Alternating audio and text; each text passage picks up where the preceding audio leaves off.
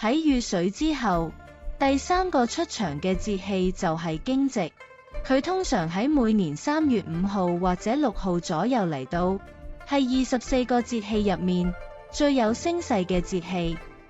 驚蟄係咩意思呢？古書解釋話，萬物出乎震，震為雷，故曰驚蟄。意思係春天第一次行雷，雷聲嚇親咗成個冬天匿埋喺地下蟄伏，即係冬眠嘅昆蟲。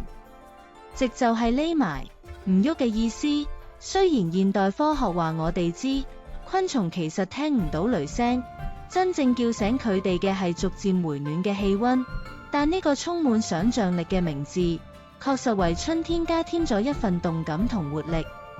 有趣嘅係，驚蟄最初其實叫啟蟄，即係昆蟲開始活動嘅意思。去到漢朝，為咗避諱漢景帝劉啟個名，先至將啟字改成驚，由開始變成嚇親。意境雖然唔同咗，但呢個名就一直用到而家。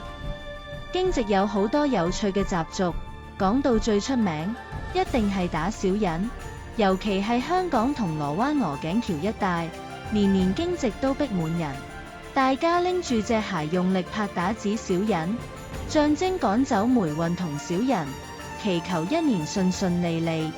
其實呢個習俗嘅源頭係古人用艾草熏香驅趕蛇蟲鼠蟻嘅除蟲儀式演變出嚟嘅。到咗驚蟄，雖然氣溫回升得快，但天氣仲係忽冷忽熱，所以千祈唔好急住收埋件外套，需要注意春捂。有句農諺話，到了驚蟄節，鋤頭不停歇，因為呢個係春耕最關鍵嘅時刻。驚蟄提醒我哋，寒冬已經走遠，生命正用最響亮嘅方式宣佈自己回來。